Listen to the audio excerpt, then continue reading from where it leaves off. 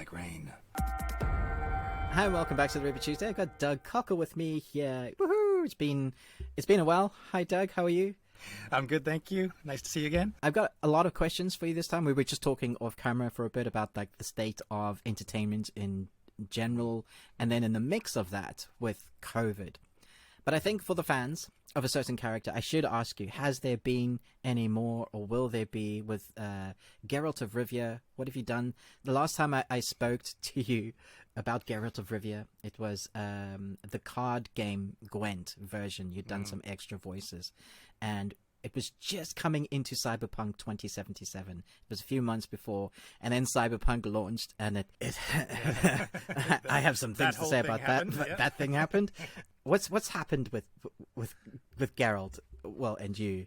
Well, Geralt and I are really good buds, and he comes over for barbecues all the time. Nice. We knock back a few brewskis, and he tells me about the latest monster hunt he was on, and I tell him about the last time I voiced him. And the wind was howling, and he probably says something like that. Yeah, we stand around the barbecue, and he'll look up, and I'll go, "Looks like rain." That's exactly how I expected it to be. He's good fun. Yeah, tells a good joke. Now, Geralt's, as far as I know and I'm aware, Geralt's journey is finished. So I have not been involved in the new Witcher game thus far, anyways. I don't know anything about it any more than you do or anybody else does. That's not to say that I won't be involved. I don't know if I'll be involved. I haven't been asked yet. And I may not be asked because, like I said, I don't know anything about it. So I don't know what CD Projekt has in store. So they're not calling it like The Witcher 4, Geralt's Return. I don't know. What are they calling it? Yeah. So I don't think it'll be a Witcher 4. I mean, there's lots of theories out there about what the game will be about. Somebody said that the medallion is the school of the lynx. Somebody else said it's the school of the wolf, but the game will be set when the Witchers were first created. Some people are saying you can play different Witcher schools. You create your own Witcher character. I don't know where they're getting this stuff from, but who knows? Whatever it is, I'm sure it's going to be fantastic. I'd love to see you do a DLC, so they do their game, their new campaign, and like the others, do DLC where Geralt is enjoying his vineyard, and they come across and ruin some of his grapes, and that gets him like, "What are you doing? How dare you?" Or a DLC where the whole game is about you managing your vineyard. I'd play that. I'd play that. Seeing Geralt become the farmer, Geralt the farmer. It could be like a civilization version of. Yeah. You have to upgrade your spades. Absolutely. Therapeutic Geralt, just with all his kind of mumblings as well in the background. Yeah. Oh, these grapes have got the blight. See, it works. Someone needs to make that. Hope you guys are listening. Anyway, you've done quite a few games. I was looking at your IMDb list. I'm sure it's not extensive, and there's stuff that's not on there. No, there's loads of stuff that isn't on there. So maybe you can tell us something, because I was looking at some of the voice work you've done. You Blair Witch, Ghost Recon, Terminator, Dog Years, which is obviously not game, but I just thought that was hilarious. I watched the trailer for that recently. Dying Light 2. How's acting going? It's been going okay. Yeah, I mean, it's a funny thing. How do you measure success? Yeah, what is success anyway? Yeah, exactly. Yeah, what is that? What is this thing? I'm certainly not rich, but I'm making a living doing this thing that I love to do. I mean, as long as you love it. Yeah, I do so enjoy it. In that respect, it's going very well. Could it be going better? Yeah, of course it could. Could it be worse? Yeah, it could be worse. But, I'm not working. I mean, I have several strings to my bow. And, part of working is to make a living. Yeah. But, I work on interesting projects. I'm working on one now that's really cool because I get to do performance capture for the first time. Hey, I remember you talking about that last time, saying, I really want to do performance capture. Yeah. And you're doing it now. That's great. Yeah, it'll be my first time. I'm going in sometime soon. Yeah, I'm really excited because I've done some facial capture before. And recently I did some really detailed body scanning and facial capture and stuff like that, which was great fun. But I've never done the full-on... Nice. It makes you look really attractive. What does? the full-on baby, the body capture, because you're getting the costume with the dots, and if you've ever seen Andy Serkis do it, you're like, whoa. Yeah, well, I don't know, because here's a little spoiler for you. When I was offered the job, it was they made it very clear that there was going to be some nude work. Oh, yeah, okay. This character has to be partially or fully nude for part of this whole thing. Nice. But anyways, yeah. So I don't know what I'm going into. I don't know if I'll be. What are you expecting? You're like, you have one idea of what it is, and another is, this is not the game I signed up for. This is not the project I signed up for. Well, and I'm okay with all that, because I'm not particularly prudish. Yeah, I'm not particularly prudish, and my body is my body, and warts and all, it is what it is, and that's partly why I was cast. So yeah, they didn't want a perfect body; they wanted a 50-ish-year-old guy with a bit of a belly, and yeah, it's been a wild ride. I mean, anybody in the arts will tell you it's been tough. No, but the entertainment, you were starting to mention that's kind of what I wanted to ask you a bit about as well, as working as an actor in COVID.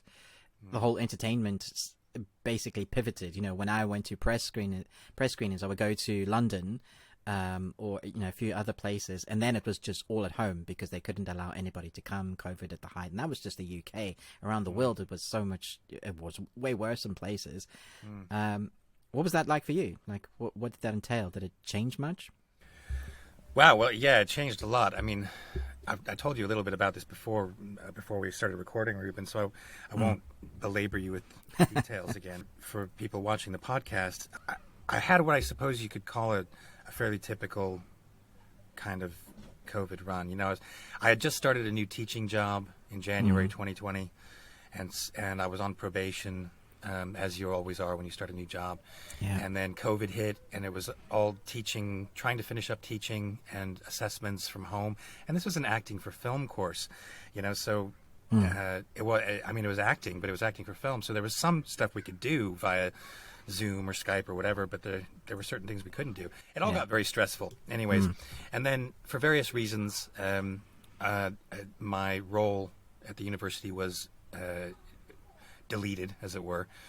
So I suddenly found myself looking at, pandemic world, and all the acting work was gone. Yeah. Or at least that's what it was looking like. Looked like, yeah. So among other things, I decided to do an MBA to fill what looked like was going to be a very slow and somewhat boring year. It turned out to not be that at all.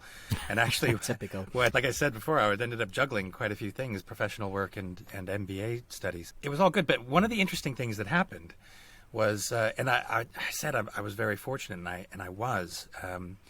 I mean, it wasn't easy, and I didn't get loads of work, but what happened is, for my friends who were in the theater, whose primary work and income was the theater, they just got screwed. They were in big trouble, a lot of them. People in the film and television industry as well had a really hard time. Because my main income was voice acting for video games, I ended up kind of being okay. Not great, but okay. But what was one of the really interesting shifts was, before COVID, I had set up a little home studio, and it was really just for those kind of emergency situations, or for things like this conversation with you. Yeah. I had asked friends of mine who I love and respect about setting up a home studio, and some of them were like, yeah, go ahead, do it, and some of them were like, no, don't do it, don't make yourself a home studio guy, because then that's what you'll be known as, and then you'll get put into a box. Well, COVID hit, and suddenly everybody was scrambling to build a home studio, because all the game studios were going, do you have a home setup? Can we can we sort this out? One or two of them actually said, we'll send you the equipment. Wow. Okay. we need to record this stuff. We want to use you. We'll send you the equipment to set up a home studio on loan, as it were. So it was really good that I had a home studio set up that I could readily and instantaneously turn to. So that was an interesting shift. And now, for auditions, for games, and also for television and film, the self-tape from home is more common. Okay. It used to be, because I live 2 hours south of London. Just going in for an audition cost me 5 hours in travel and £70. So a whole day to be in an audition room for 15 or 20 minutes, if that. Now, everybody's kind of gone, well, you know what? We don't need to bring everybody into a rented space, which costs us money. We can just ask for a self-tape. So do you think it's better? Is there a negative on either side for that? Well, I think the positives outweigh the negatives of self-tapes. The negatives are that physically walking into the room with the casting director and possibly the director or one or more of the producers can be a really good thing, because you have that human contact, and they get to see you as a, because you have a chat, before you go into character and do all your acting stuff. You have, hi, how are you? Nice day. Isn't the weather miserable outside? Whatever. You have a little chat. You do your thing, and then sometimes they'll have a chat with you, or sometimes it's just, right, thank you very much. All of that real-world contact can be a really positive thing. So the negative of self-taping is you don't have that. Positives are that you can tape yourself as many times as you want until you like what you're sending across. That's actually, it's a little bit cheating, but in a good way. Like, you can get it right first before you send it off. Well, or you can get it wrong. You can tape yourself, and you think that's a great tape. Oh, you think send it's it good. off, and the casting director looks at it and goes, "Wow, what interesting choices." That's not what we were asking for. You went that way. Yeah. Exactly, and you don't know if that's what you're doing or not. But that is a possible outcome. I rarely take the first take that I've self-taped. I mean, sometimes I do. Sometimes I get it the first time, and I look back and I go, yeah, actually that was good. Do you ever go back to do many and then go back to the original and go, oh, that one was better than all of them? Not very often. Occasionally. I'm not a perfectionist, but I want to get certain things right. I want my self-tape to feel genuine. I want it to feel not performed, unless the request is for it to be performed. If I have a take and I look back at it and I look genuine, I look like I'm not performing, then I go, good, that's good enough. Was Dying Light 2 Stay Human because you did additional voices? Firstly, what does that actually mean? Was that from where you are? What was that like, that whole experience? The face tells me a story. Yeah, I don't know how much I really want to go into that story, because I don't have the full story myself. This was a COVID job, and by that I mean that I don't know how I'm credited in Dying Light, and I haven't seen on IMDb. It's additional voices. Yeah, that's what it says on IMDb. I'm not sure what it says on the game. And I've got the game, so I'll finish it and then I'll tell you. Okay. Well, you might not know. You might not realize. Dying Light, I don't know what's happened there. I was never filled in afterwards as to what was actually happening.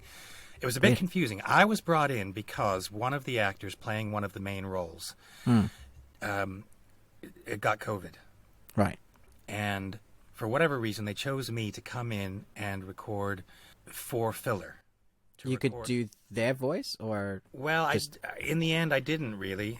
They played me their voice, and I was like, well, that doesn't sound exactly like me, so I'm not sure why. And they were like, just perform it, just do what you feel is right and natural, and because we're just using your voice as a placeholder for the other actor to come in and record. Okay. Because they were working on the animation and the sequences and various other things. So my understanding was I went in to do placeholder work, and I think that's what you should not hear in the game.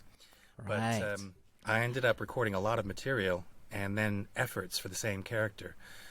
So I have no idea what has ended up happening with that. It's so interesting what happens behind closed doors. You never quite know, and especially if you don't know, like, gosh. Yeah, I don't know. I mean, I'd have to listen to it and judge whether or not that's my voice or the other actor's voice. I mean, I assume that what happened is the other actor got over COVID and went in and recorded the lines. But they were having me do full performance stuff, so it wasn't like I was just right. Okay. Filling time. So that's more than filler. So I don't know. Okay. It's a funny one, isn't it? That is a funny one. That's why I made that face, because I was like, I actually have no idea. How do I explain this one? How I explain this, yeah. With that, I mean, I don't want to disparage anyone. It was just a very confusing project to be involved with. Because usually I know exactly what I'm doing and exactly how it's going to be used. And this one I kind of walked away going, not sure about that. And your latest, is this the latest game you're working on, Sacred Fire? I've been working on that for about 4 years now, 5 years.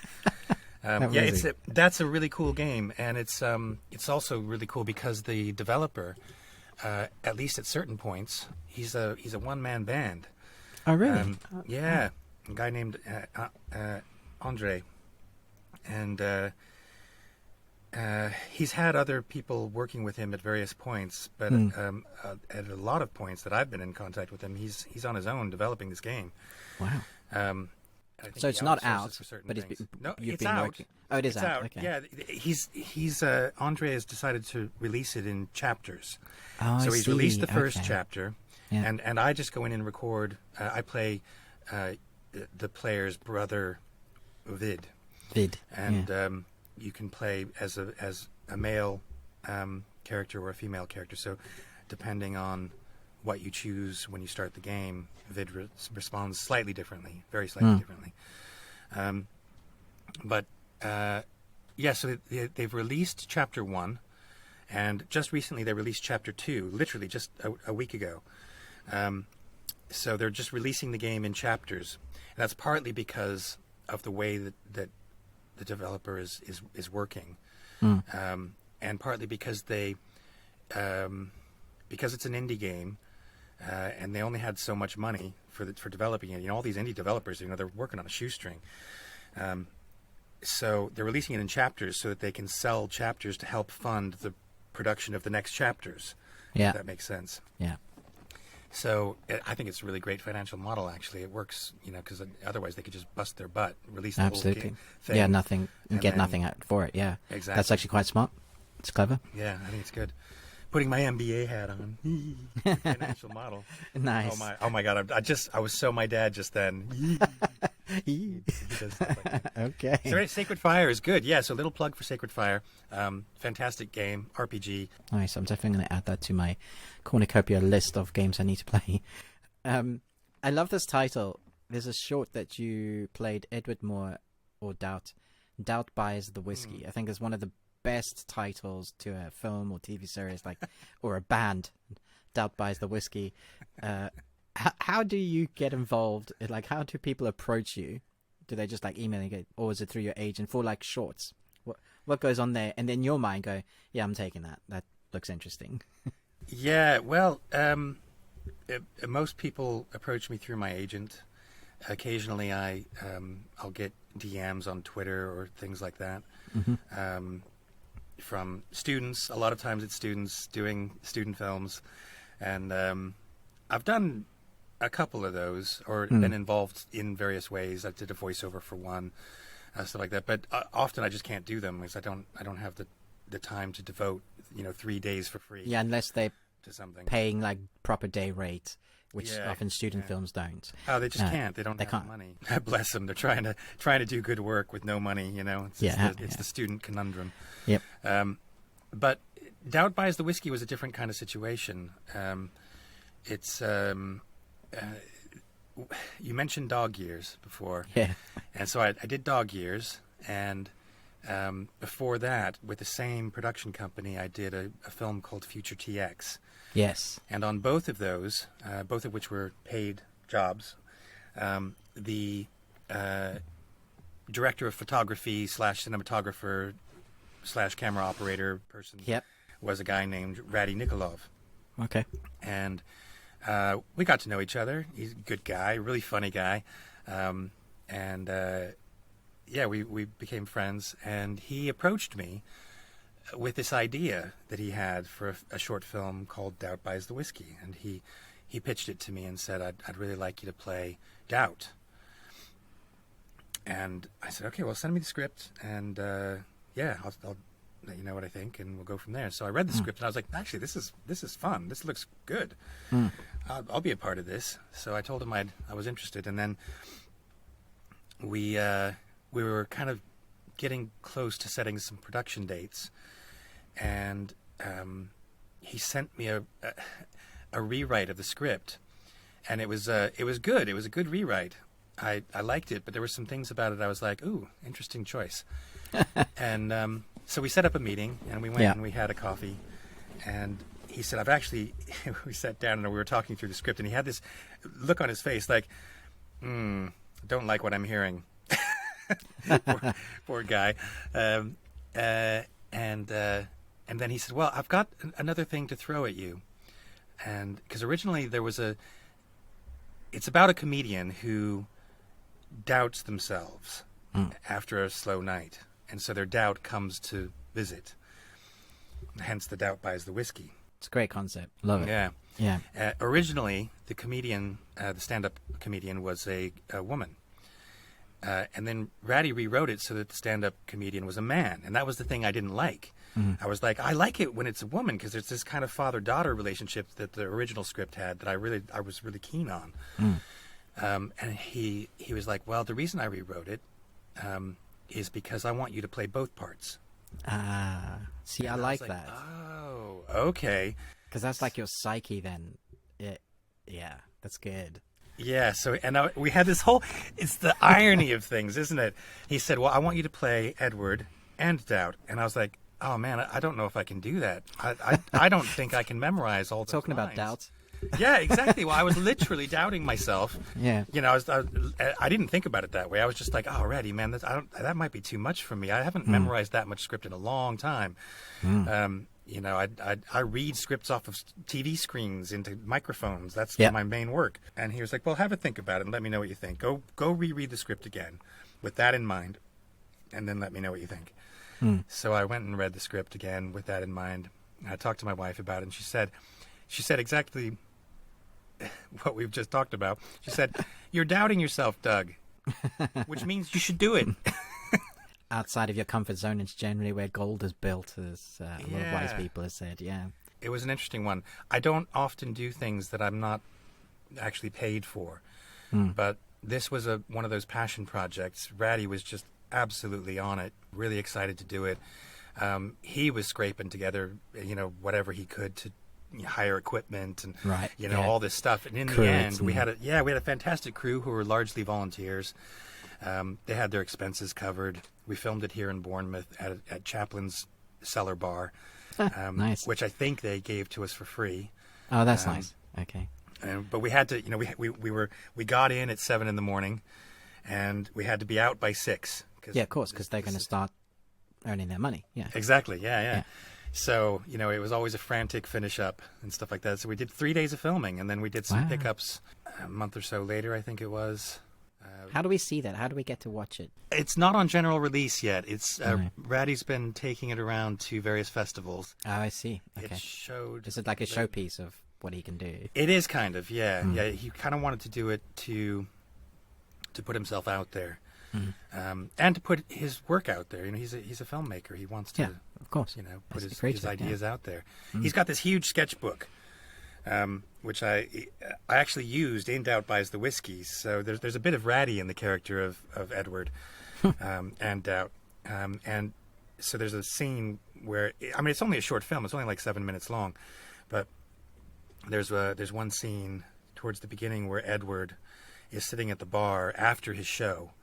And he's kind of ruminating on his life, and he's writing down ideas for new jokes and things like that. And so the book that I was given to scribble in during the scene was actually Ratty's personal notebook, or one of them, his most recent one. And so while between takes and stuff, and while they were setting up, I was reading his journal. And there's some fascinating stuff in there, you know. You got all these fantastic ideas, and some that are just bonkers. But I kind of can't believe he let me sit there reading his dreams. Yeah, but he did. Nice.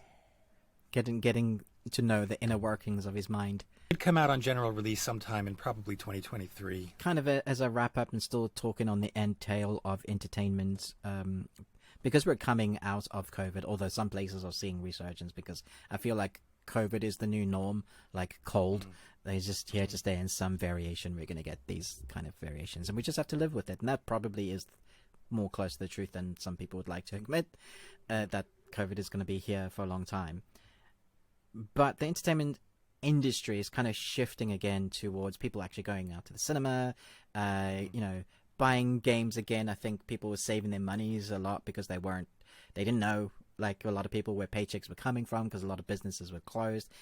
Things are opening up again, although we have had this massive shift in streaming where even the big titles now we're going to put it at the cinema, but we're also going on a streaming platform straight away. Do you think this has been good for the entertainment industry? And do you think do you see it opening up again with new acting roles or game roles? I think it used to be more separate than like with TV and film, but it is kind of one thing now, where you see big named actors doing small indie projects and games, or just it kind of bleeds into the umbrella of what is entertainment. But there has always been this interesting talk as to how is the world shaping up, what is entertainment looking like now for the general person that sits back. I was just wondering your thoughts on that kind of mix mash of questions of what's going on for the future. Where do you see it going personally? Well, it's it's fascinating. We're living through a fundamental shift in how people consume digital entertainment. It's a shift probably not unlike the shift when the internet became available to the general public, or when PCs, when personal computers became available to the general public. It's that monumental a shift, I think. I think it's important to perhaps point out that actually the games industry had the highest sales ever during the pandemic. I mean, game developers and publishers made billions. Because although people were struggling, and some people were, on a real shoestring budget, there are free games. Yep. And you only pay for the cosmetics or add-ons or exactly. So there's lots of free gaming out there. 40 or 50 pounds, you can go and buy a game that gives you 180 hours of pleasure, and you can just keep going back and finding new things. So gaming was huge during the pandemic, and so was streaming. I mean, it's so fascinating. Let's just look at The Witcher real quick. Halo is another good example. And there are others as well. Oh, coming as well, like The Last of Us. Exactly. So many of those in the pipeline. Yeah, but using The Witcher, just really quickly, there's the games. So during the pandemic, we saw the games reselling again, partly on the back of The Witcher Netflix coming out. So then there's the streaming of The Witcher. And then Netflix has also created an anime. Which is fantastic. Yeah. And so it's been turned into an anime. I believe there's another one being developed. Yeah, there is, There's a prequel series coming out. Yeah, there's a trailer out for it. It's become this behemoth. I never know how to say that word. Behemoth? Behemoth? It's this behemoth thing, this whole Witcher world, And, somebody from CD Projekt Red created a manga graphic novel. Yeah. Right, yeah. Yeah, I mean, it's this It's whole a universe. thing. It's a universe, It's like Star Wars or something now. Or becoming like Star Wars. I mean, that's another good example, it used to be that a comic was a comic, a TV show was a TV show, a film was a film, a book was a book, and rarely did any of these things cross over. Now, because of digital technology and because of the improvements in digital technology, truly cinematic, epic TV shows can be made on a budget that they couldn't have been made with before. Content and the quality of content, we're seeing this amazing revolution in what is possible. The sheer number of streaming sites, that are available to us now is testament to that. Not all of the content is great, and some of the content is absolutely astonishingly good. Yeah. And then there's everything in between. I think it's just fascinating seeing where this whole thing is going.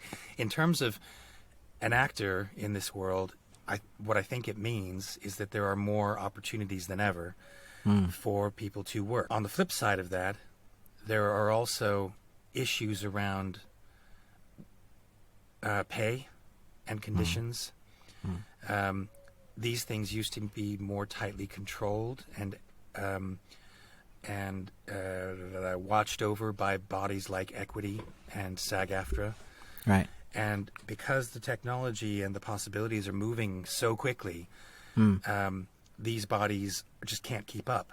That's interesting. And so a really good example of this is the emergence of AI, which has it's been there for years and years and years. It's just starting to become something that is much more public-facing. Now if you ask for help on a website, more often than not, it's AI who's answering you in the chat. Yeah, that's true. Yeah.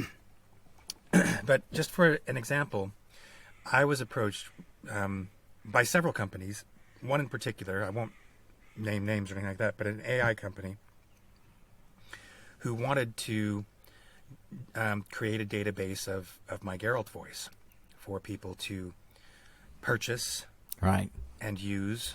Yeah. And what they were saying was, you'll earn money from this. We'll earn money from this. We'll put in controls so that you can say who can use the voice and for what projects and stuff like that. Anyways, I didn't do this. I talked to CD Projekt first and said, look, I've been approached about this. I'm not sure what to do with this. And they basically said, we'd rather you didn't, please. Okay. For all kinds of reasons. So I said no to the company. But I've been approached by them and other companies about just recording my own voice. The thing with this is, and it's going to happen eventually, the thing is, at the moment, there are not enough systems in place to protect me or the actor. Mm-hmm. The person who provides their voice, and there are people who've done this already, and some of them didn't know it, and they're suing AI companies now. And some of them have done it willingly, knowing how it was or wasn't going to be used, and possibly regretting it. Yeah. The thing is, at the moment, if I were to do that, there is no assurance, there are no legal assurances that my voice won't be used for something that I fundamentally disagree with, or that is potentially illegal. There's nothing on paper. I've seen no contracts drawn up. I've seen nothing that gives the actor absolute control over how their voice is used. So that means that the actor's voice could be used to voice a white supremacist campaign. Yeah. Wow. Or an anti-abortion campaign, or a pro-abortion campaign. Not that those two things are fundamentally bad, but the actor may disagree with whatever their voice is being used for. Or it could be like with the white supremacist thing. It could borderline or move over into actual illegal hate speech. Or something like that. So this is the problem that and the unions just cannot get a grip on this because it's moving so fast, and it's like a giant amoeba. It keeps changing shape. So this is one of the problems with that's just an example of how this really, really fast move of digital technology and artificial intelligence and virtual reality and artificial reality and all these things that are amazing, and they're going to offer all kinds of opportunities. They're also creating issues that, because of the pace of the change, artists and artist agents and arts unions and various other things are just having real problems getting to grips with it. NFTs are another really good example of this. And NFTs, for anybody out there who doesn't know what an NFT is, it's a non-fungible token. And even that doesn't explain it. No, it doesn't. I don't totally get it, but it's a way of monetizing digital art, but it lives in a server farm that the original has to be housed there, and you own that. But that doesn't stop anybody from copying it a billion times over and still making it theirs. Like, yeah, it's weird. That's just another good example of how digital technology and it's changing radically. Yeah, faster than we can keep up with to put those protection placeholders for the creators.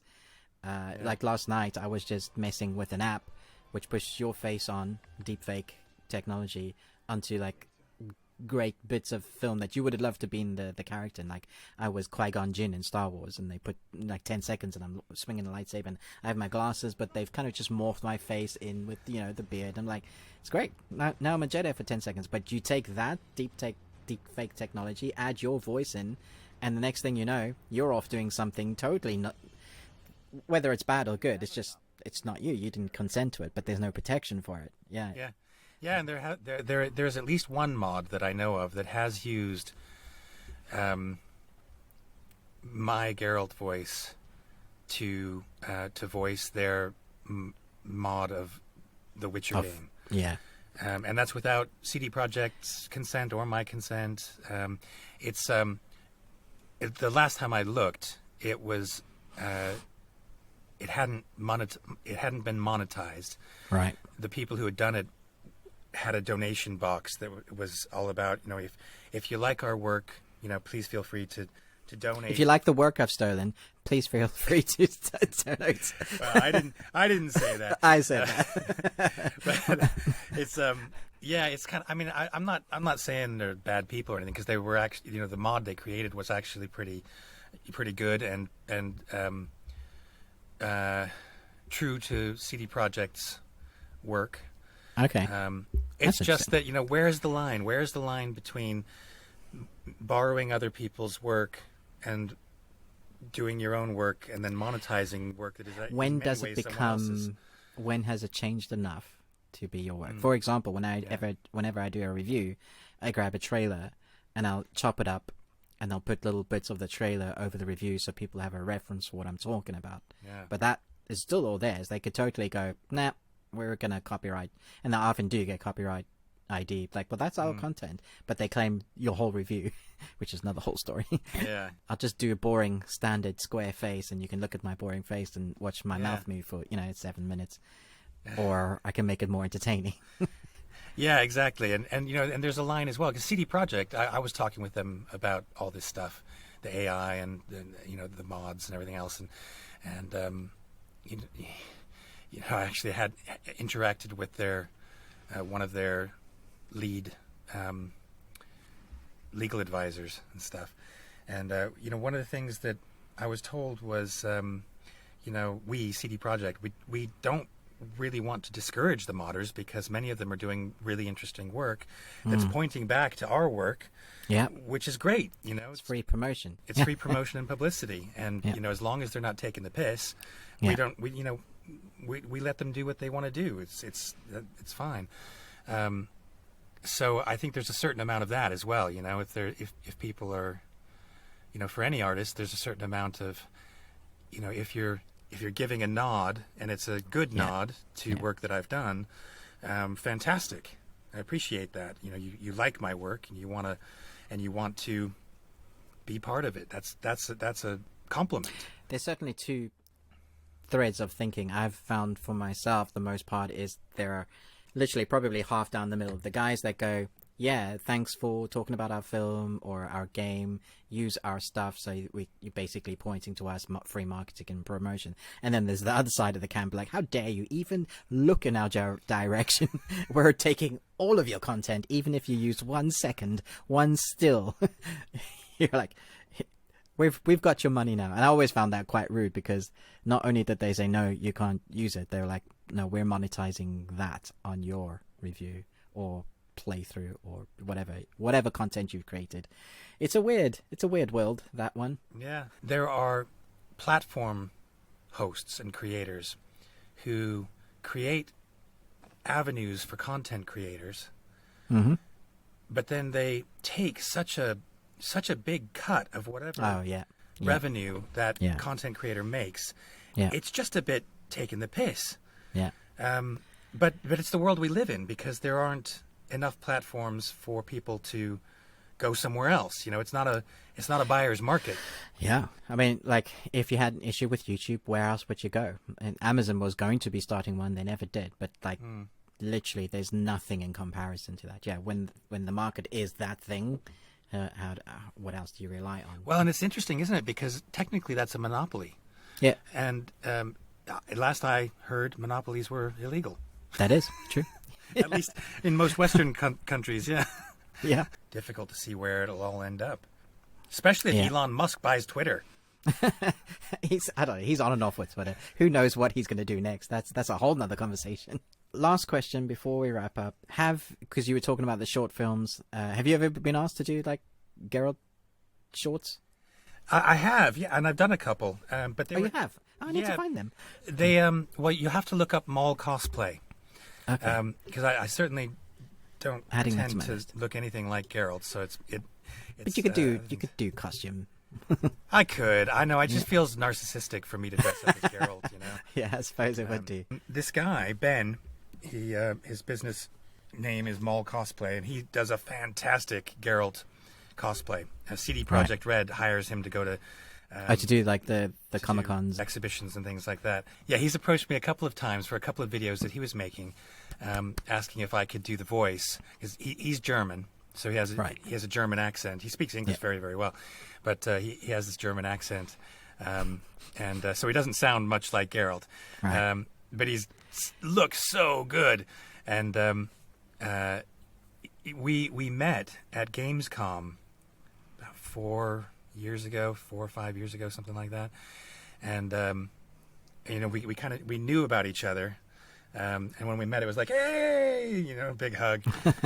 But we did this thing at the Gamescom where he was on camera, and I can't remember what he was talking about, and I was next to his partner Maya, who does all his makeup and stuff, and she was recording it, so I was just off camera, and we agreed what he was going to say, and I said it, and he moved his lips, so it was like he was speaking, and then I messed up, or he deliberately messed up, or he messed up. I can't remember what it was, and so I stepped into frame. And we had this little conversation, fun. So we did that. Great. But on the back of that, he asked me to do a couple of other things. So we did a thing. The coolest one was he did a Geralt in Japan. Oh, whoa, that's cool. That's a great concept. Yeah, Geralt is a shogun or a samurai, and so he did this whole video, and then he asked me to do the voice dub for Geralt in Japanese. Nice. And that was good fun. I had to go through the Japanese and try to learn how to pronounce everything correctly, and I think I did a decent job. Extra gold on the icing on the cake. Yeah, that's so good. Yeah, but I mean, I worked with Ben on that because he's a professional, and I trust his content, and he's he has ties with CD Projekt Red, and as do I. So I was confident that what we were doing was going to be okay. All right, so for the fans, or people are just kind of like, I need to find out what else is Doug Cockle doing? What else is Doug Cockle doing, and where can they find you? Well, just a few small plugs, because some games have come out just this past year that I'm involved in that are quite good, I think. So a game called Tales of Iron by Oddbug Studio, and I'm the narrator. I'm the only voice in the game. But that's a fantastic game. Really good fun. Nice. 2D side-scrolling. You play a rat who's I don't want to give too much away. A rat who's the king of his kingdom, but the frogs and the toads are invading his kingdom, so he has to fight for his kingdom. Anyways, and that's great out game. Now? That came out in October or November of 2021, so it's been out for a while now, but it's a great game. And just recently, a game came out called Arcade Paradise by Nosebleed Games and Wired Productions. I like Wired. They're great. Yeah, they do great stuff. I've worked with them several times before. This was a really good one. Again, I think I might be the only voice in the game, but I'm not 100% sure about that. But I play your father, Gerald, who is retired and living on the Riviera. What? That's funny. That's actually fun. Well done. Okay. And it's a real kind of like a real-time strategy game, but your dad has given you his first business. So he's a multi-billionaire, runs all these businesses and stuff. And his first business, though, was a laundromat. So he's given you his son or daughter, you decide which, or non-binary if you want to be non-binary as well, because it gives you, I mean, you just play the main character and your gender is not really brought into it. Okay. So really great game in that way, actually. But your father's given you this laundromat, and his expectation is that you run this laundromat well and you make it profitable. And you kind of go, sod that. I'm gonna run an arcade out of the back room. Right. So basically, you run the laundromat and you take the profits and you build up your arcade, and gradually it becomes an arcade game. And they've got all these classic 70s and 80s and 90s arcade games, That's fantastic. So some of them are, I mean, they're all kind of remade for this particular game, but it's just a lovely game, and it's just come out. So definitely go check that out. And there's another one I want to plug as well. Cool. Called DioField Chronicle.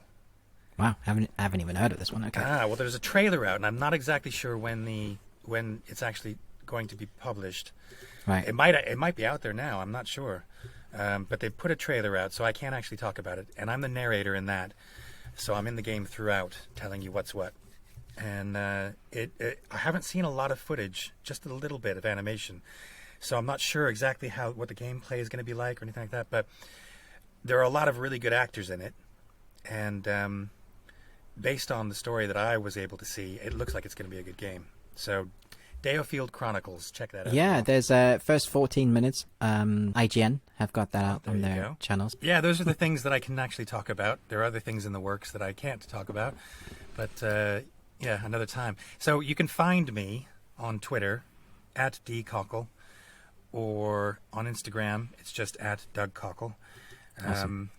And yeah, I post about games and my dog and what I'm eating for dinner, and sometimes about my socks. Okay. What socks are you wearing? Socks today? I'm not. No, I'm barefoot at the moment. Okay. Disappointment ensues. All right. Thank you so much for your time, Doug. Let us know in the comments down below, and I'll pass on any questions if you have any burning questions, or you can go and ask him on his Twitter or Instagram handles, like your burning questions about Doug Cockle or The Witcher. I'm sure he will reply. He's very good like that. Thanks for being here. Thanks.